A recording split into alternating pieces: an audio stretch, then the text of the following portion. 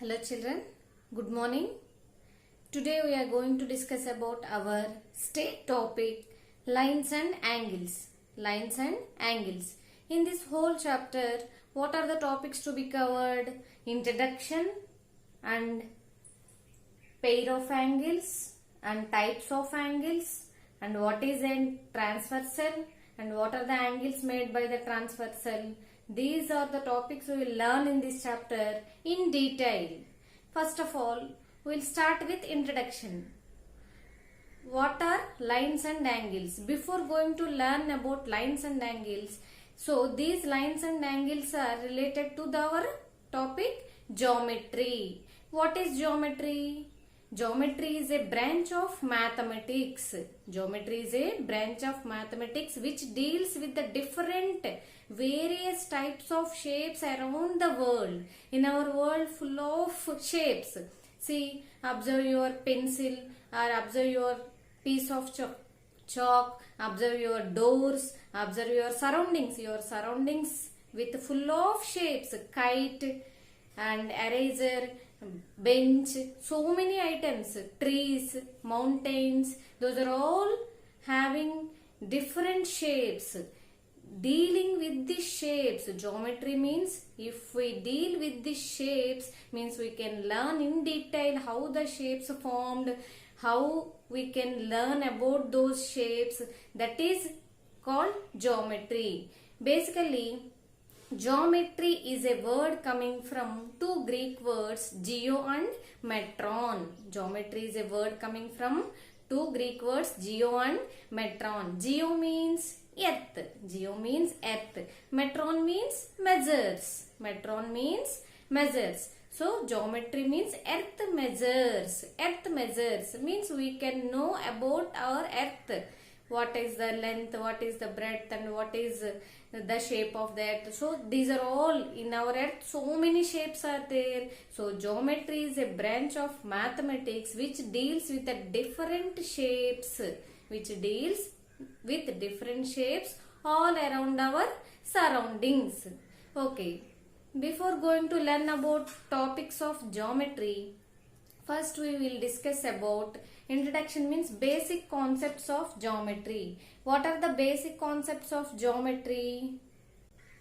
So, point, line, line segment, ray, angle, types of angles. These are all concepts of geometry. Before going to learn about point, first we have to discuss about plane. Plane. What is plane? A plane is a flat surface which extends all the directions endlessly. What is plane? A plane is a flat surface which extends endlessly in all the directions. Is called a plane. Is called a plane. We will discuss about point, line segment. These are all comes under inside the plane. So see, this board is an example of plane because if this is also flat surface which can extend endlessly in all the directions. So it is also an example of plane. Now on this plane I am putting a small dot. A small dot. This is called point. This is called point on this plane. This is all plane. On this plane, if we represent a pencil sharp pen, if we put on a plane, if we put on a paper, that shows point. Where do you observe these planes? Points. Planes means our table also example of plane. It is also flat surface and our board and our doors. These are all examples of planes. Coming to point, it is a mark of position. To keep a marking, we use these points. Point is a mark of position. It has no length, no breadth, no thickness. It has no length, no breadth, no thickness. At your home, do you observe these points? Your mother put rangoli. On this also she used to keep these dots. These dots in our maths language we called it as point. So, and also in your Indian map and world map, if you want to locate any place, you used to represent with a dot, means use it to represent with a point. And also in your Google map, if you want to know any destination place, if you want to go Tirupati or Hyderabad, you don't know the exact route map you don't know, then you used your mobile phone Google map. There also they showed every place with dots. So location, point represents location, it gives location. So it is a mark of a position. It has no length, no breadth and no thickness, and so many examples are there for point. Coming to the next, what about I joined these points, all the points, combination of points joining endlessly in both the directions, combination of points. So combination of points means joining the points endlessly in both the directions and left side and right side. This is called a line. Line.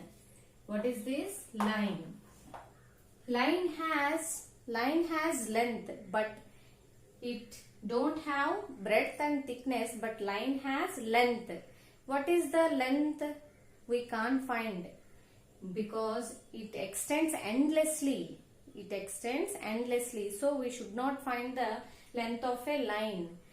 But it has length. We can represent the lines with small letters, or lines also can be represented by the capital letters. So what is a line? Combination of points extends endlessly in both the directions is called a line. How to represent points? Points represented by the capital letters only. Points represented by only capital letters, capital P or capital X, like that. But line can extend endlessly in both the directions. What are the examples of lines? See, your notebook or at your home, if you draw a line, that is also example of line. And also so many examples are there for representing lines. Okay. Now I am taking only this point and this point. These 2 points I am taking, joining these 2 points. What is this? So it is a part of a line. I am taking only some part in the line. What is that part called? A part of a line is called line segment. A part of a line is called line segment. Line segment has a definite length, means we can measure the length. We can measure this length by using scale or ruler. So line segment has definite length. It has 2 endpoints. It has 2 endpoints. What is that? Line segment. Line segment is a part of a line. Line segment is a part of a line. It has definite length. We can represent line segment with capital letters. This is about line segment. Examples of line segment. See, this duster have 2 edges. This is one edge and this is one edge. This is also example of line segment. Your notebook edges, all edges are represents line segments. Your notebook or textbook edges, edges of the door, edges of the light, edges of the blackboard. These are all examples of line segment. So line segment is a part of line. It has 2 endpoints. It has definite length. Definite length means fixed length. It has fixed length. Means suppose one ladder is there. One ladder is there. See, it has here to here 2 endpoints are there. Here to here 2 endpoints are there. So it has fixed length. We can say the height or length of that ladder. These are all examples of line segment. Next, coming to the next. What about next? Ray. What is a ray? A ray. What is a ray? A line segment which extends endlessly in only one direction is called a ray. A line segment means it has 2 endpoints. This is a line segment. Line segment extends endlessly in one direction. Only one direction we can extend.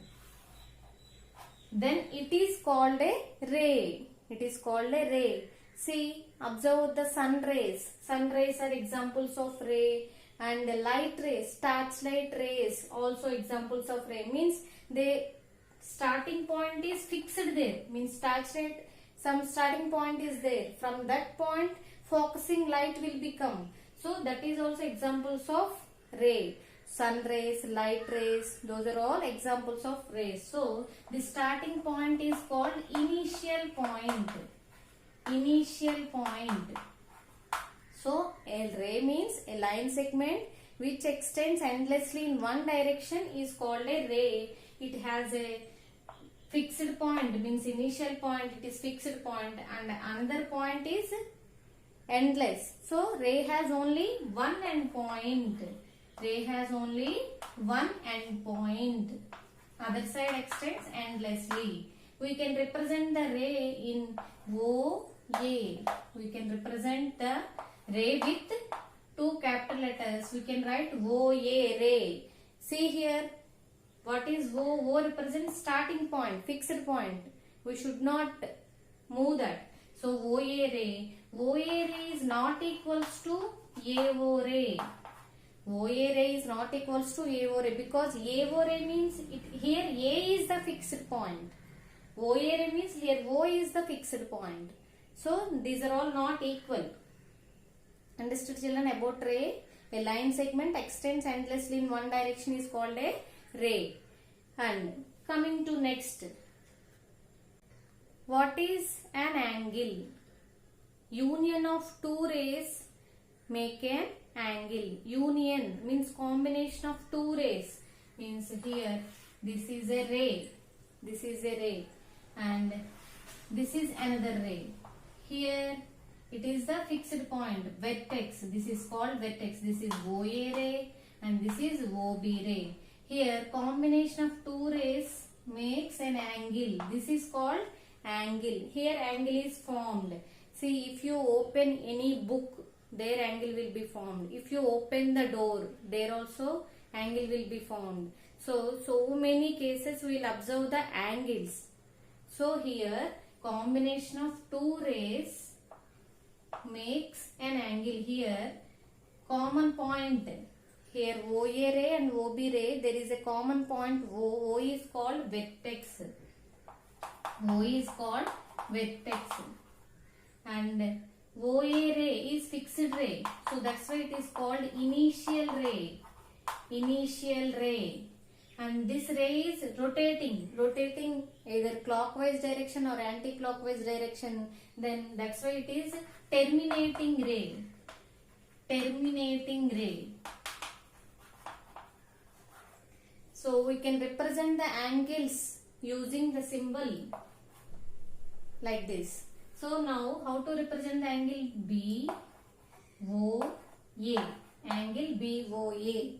Here always the middle letter represents where is the angle. So here middle letter is O. So at O angle is there. Where the angle is formed? When the two rays meet at a common point. Two rays meet at a common point, their angle will be formed. Here the common point is called vertex and the starting ray is called initial ray and another ray which is rotating is called terminating ray.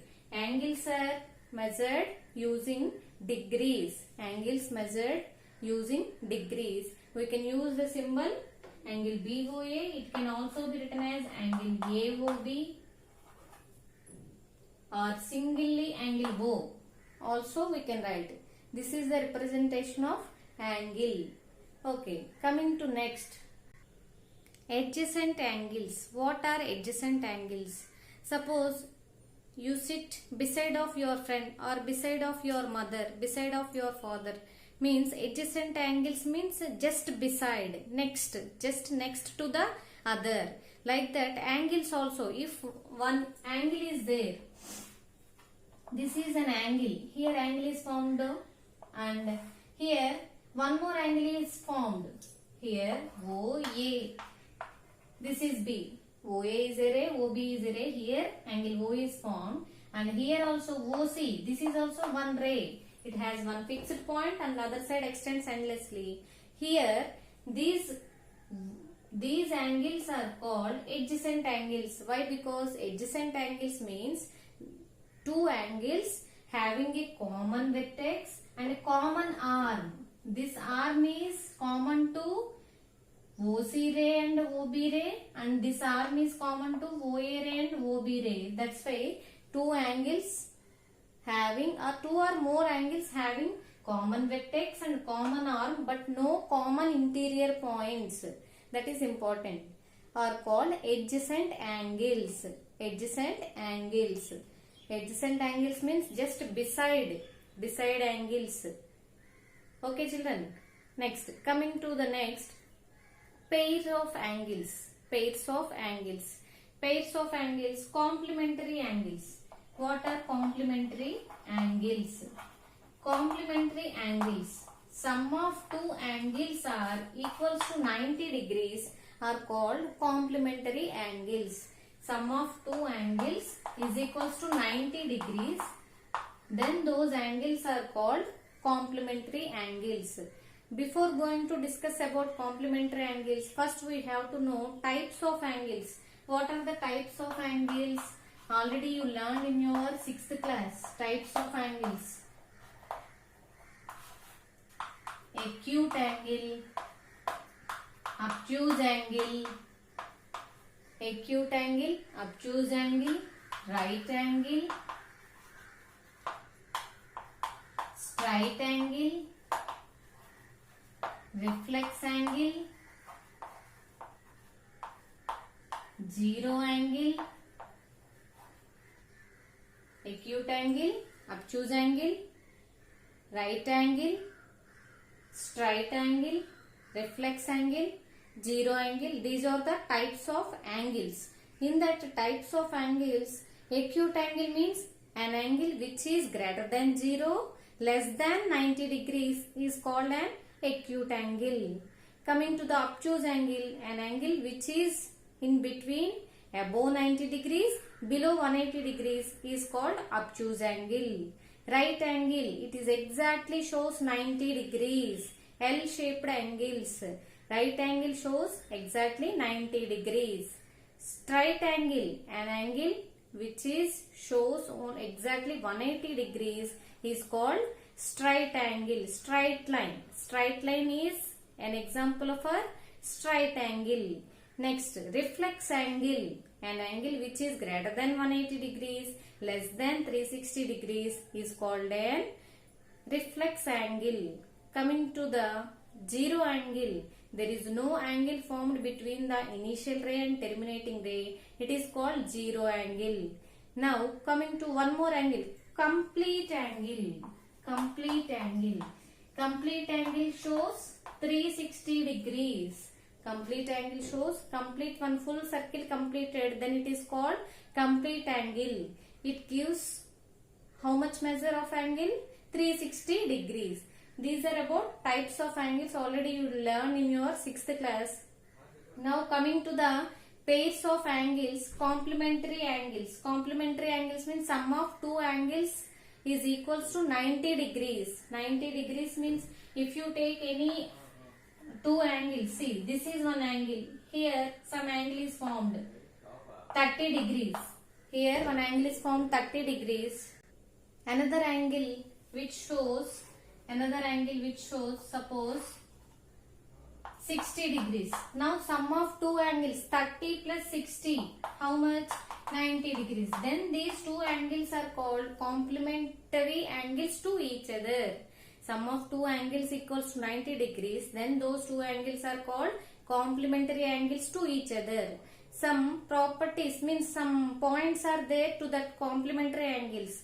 Always two acute angles are complementary to each other. Always two acute angles are complementary. Acute angles below 90 degrees means 30 plus 60, 45 plus 45, 40 plus 50. These are all acute angles. So always two acute angles are complementary, and always two obtuse angles can't be complementary. Always two obtuse angles cannot be complementary.